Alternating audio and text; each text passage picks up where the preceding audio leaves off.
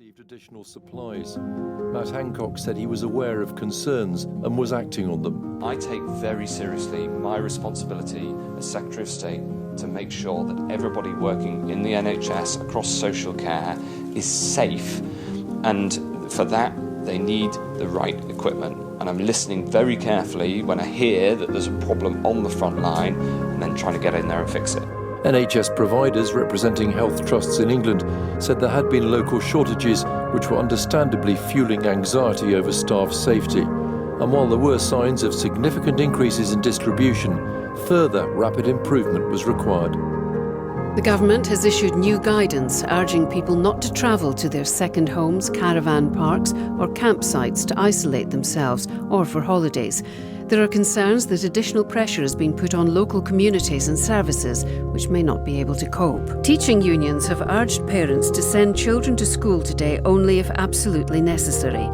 All schools in the UK are officially closed because of the coronavirus outbreak. But the children of key workers, including medical staff, police officers and those involved in food distribution, are still able to attend. The General Secretary of the National Association of Head Teachers, Paul Whiteman, issued this plea to parents. We are getting reports of an overwhelming demand for places.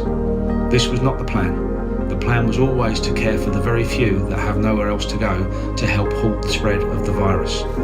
So my appeal to the parents of these children is, if you're a key worker and you can have them looked after away from school, please do so.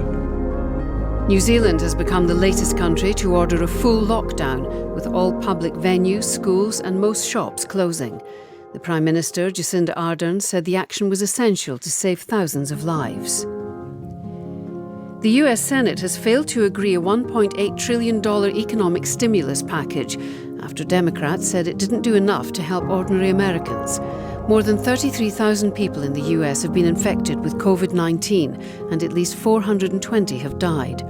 President Trump has ordered the deployment of emergency medical stations around the country, which can house up to 4,000 hospital beds.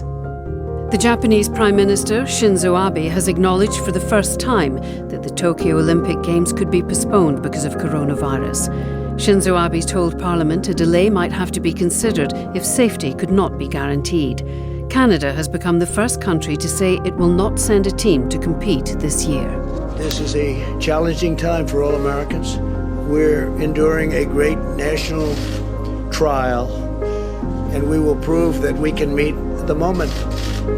I want to assure the American people that we're doing everything we can each day to confront and ultimately defeat this horrible, invisible enemy. Stop, Travis.